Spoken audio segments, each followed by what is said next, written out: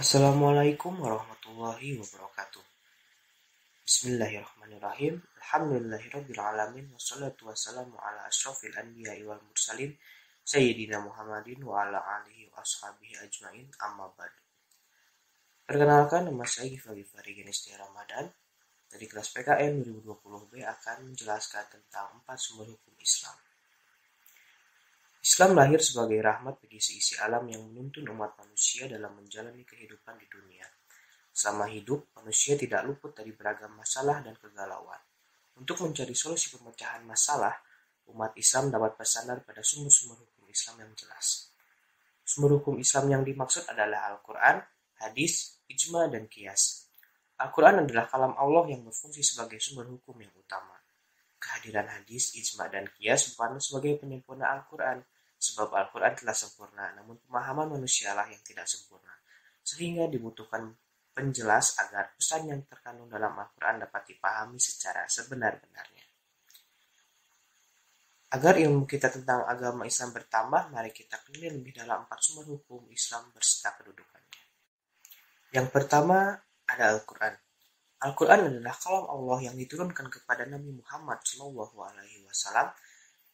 Dalam hukum Islam, Al-Quran merupakan sumber utama. Mengapa? Karena Al-Quran dijamin keautentikannya dan juga terhindar dari intervensi tangan manusia. Meski merupakan sumber hukum utama, Abdullah Ahmad An-Naim dalam buku Dekonstruksi Syariah menyebutkan bahwa Al-Quran bukanlah kitab hukum maupun kitab kumpulan hukum. Beberapa alasan adalah karena aturan di dalamnya bersifat universal. Bahkan hanya 80 ayat saja yang eksplisit menggunakan kata hukum. Menurut beliau, Al-Quran lebih pantas dikatakan sebagai kitab petunjuk untuk standar moral perilaku manusia. Karena pembahasan ibadah dan muamalah dalam Al-Quran bersifat umum, maka diperlukan suatu penjelas. Nabi Muhammad SAW lah yang kemudian merincinya melalui perkataan dan perbuatan beliau. Contohnya adalah sholat dan zakat. Di Al-Quran tidak ditemukan waktu sholat, gerakan sholat, dan lain-lain. Rincian tata-tata cara tersebut dapat ditemukan dalam hadis Nabi SAW. Yang kedua, hadis. Menurut Al-Ghori dalam Mu'jam al-Mustalahat al-Hadisah, hadis adalah segala sesuatu yang disandarkan kepada Nabi Muhammad SAW dari perkataan, perbuatan, takrir atau keputusan atau sifat.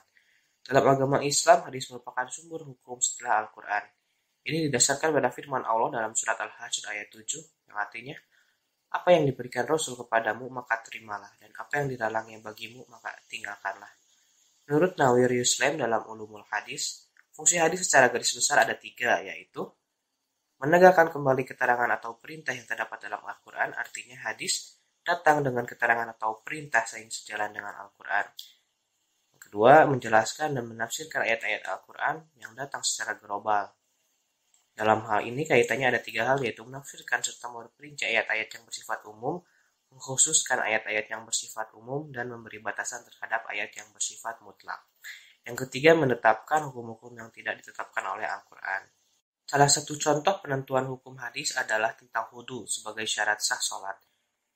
Rasulullah SAW bersabda, tidak diterima sholat seseorang yang berhadas sampai ia berwudu. Hadis riwayat Bukhari dan Abu Hurairah.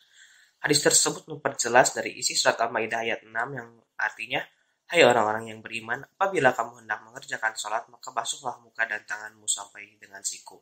Maka sapulah kepalamu dan basuh kakimu sampai dengan kedua mata kaki. Yang ketiga, ijma. Secara bahasa, ijma adalah memutuskan dan menyepakati sesuatu. Ijma dapat dipahami sebagai sebuah kesepakatan ulama mengenai suatu perkara bila tidak terdapat penjelasan yang spesifik dalam Al-Quran dan hadis. Ijma tidak boleh bertentangan dengan Quran dan Sunnah. Salah satu contoh ijma adalah memperbolehkan vaksinasi dan imunisasi. Pada masa Nabi Muhammad SAW, ilmu kedokteran belum berkembang pesat seperti sekarang, sehingga hukum tentang imunisasi pun belum ada. Karena para ulama melihat imunisasi dan vaksinasi memiliki banyak manfaat yang dianggap sebagai ikhtiar untuk kesehatan, maka ulama memperbolehkan metode kesehatan ini. Yang keempat, qiyas. Qiyas merupakan perluasan dari hukum yang ada. Qiyas adalah salah satu metode untuk menentukan hukum sesuatu yang baru dikenal atau belum ada sebelumnya. Dengan cara mencari padanannya dengan hal yang sebelumnya diketahui dan sudah diatur dalam Al-Quran dan hadis. Contoh qiyas adalah menganalogikan narkotika, yang pada zaman Nabi Muhammad SAW tidak ada, dengan khamr atau minuman yang memabukkan, karena sifat kedua hal tersebut yang membahayakan kesehatan dan menimbulkan ketergantungan. Maka hukum narkotika sama dengan khamr, yaitu haram.